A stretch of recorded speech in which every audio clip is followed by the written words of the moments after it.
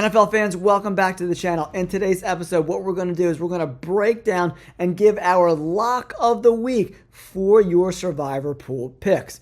If you're still alive, right?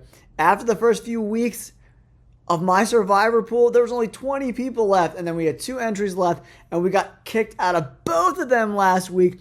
The 49ers blew a lead at home. So did Seattle. The Giants and Arizona broke my dreams this year. This is the earliest I've ever been eliminated in Survivor in the last 10 years I've been doing this. It's been really crazy. My field was over 500 entries. There was only 18 left going into last week. Now there's only 4 people left. Both of my entries, we got booted. San Francisco and Seattle, both at home, lost.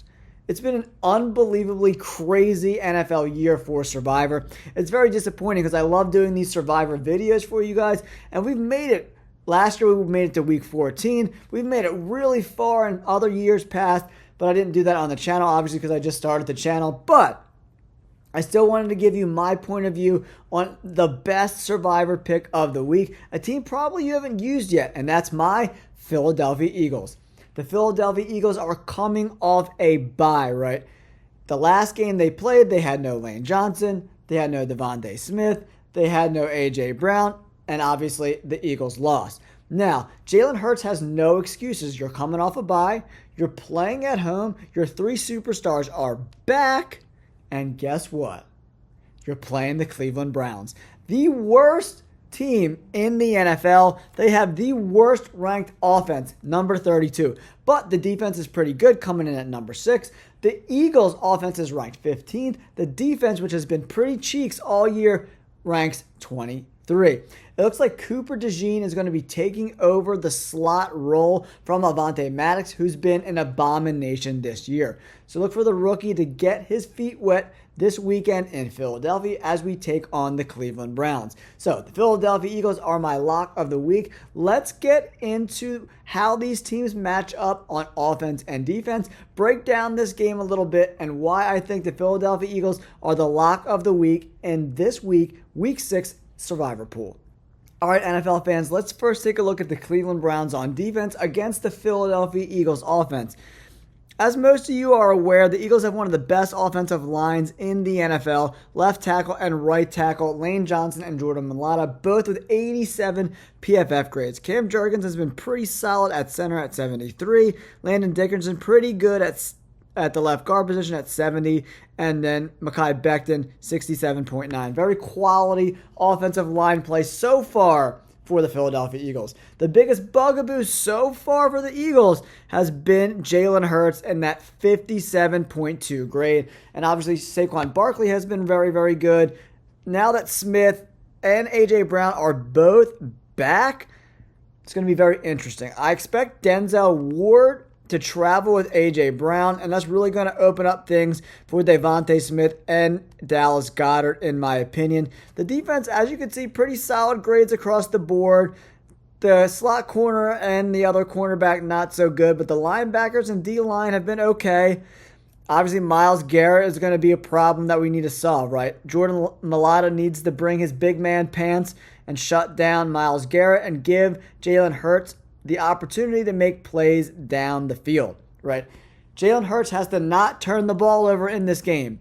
And if for some reason the Eagles lose this game at home, coming off a bye, I expect Nick Sirianni to get fired.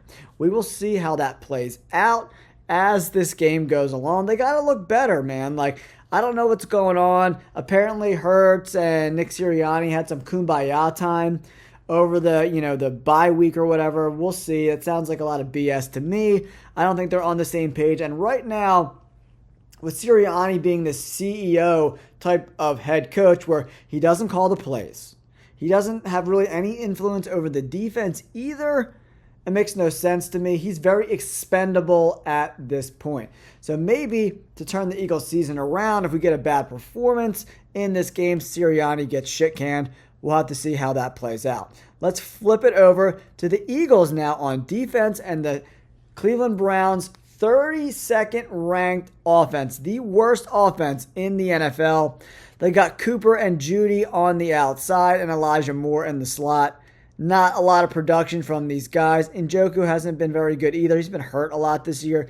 But the offensive line, 60, 64, 49, 47.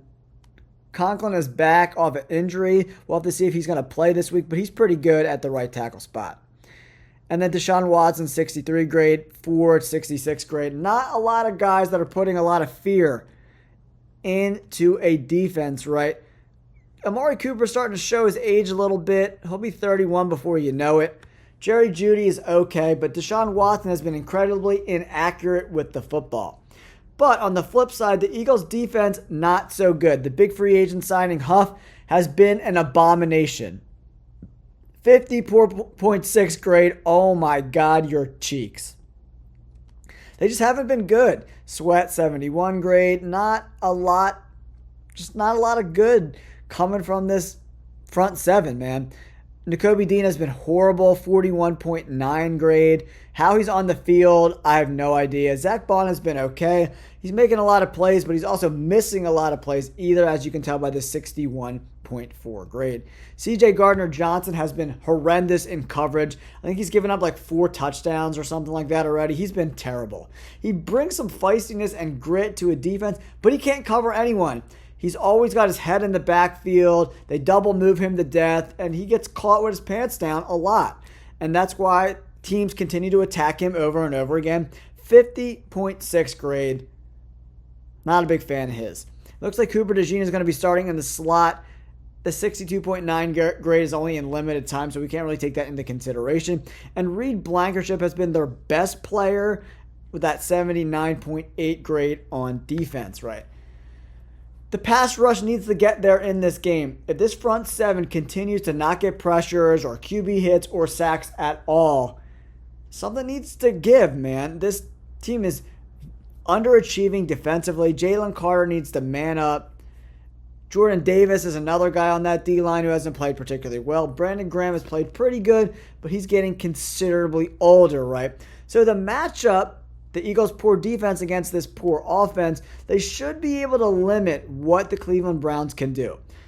On the flip side, Jalen Hurts now has the band back together. Lane Johnson, Devontae Smith, A.J. Brown.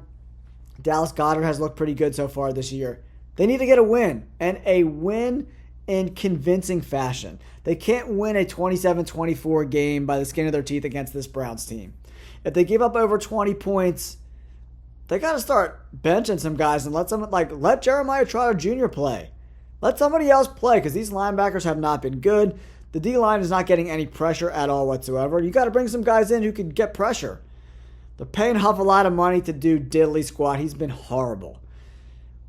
Rookie Quinyon Mitchell has looked pretty good on the outside. He looks like the real deal, considering he has a higher grade PFF-wise than Darius Slay. Slay's starting to show his age a little bit, and he can't tackle for shit.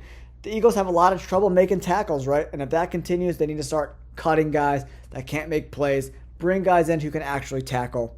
The missed tackle rate for the Eagles is extremely high. They need to fix that. But the Eagles are coming in huge favorites, over 9 points. I think they win this game because the Cleveland Browns just aren't very good. Let's see if the Eagles can turn the page, get a W. I think they can, and that's why they're my Week 6 lock of the week for your Survivor pool. If you like these kind of Survivor updates, make sure you hit that like button and subscribe to the channel. I appreciate you guys tuning in. It means a lot to me. We're about at 9,200 subscribers, so we're closing in on 10K. That's thanks to you guys. I appreciate you tuning in. Don't forget to like and subscribe. We'll catch you on the next video. Peace.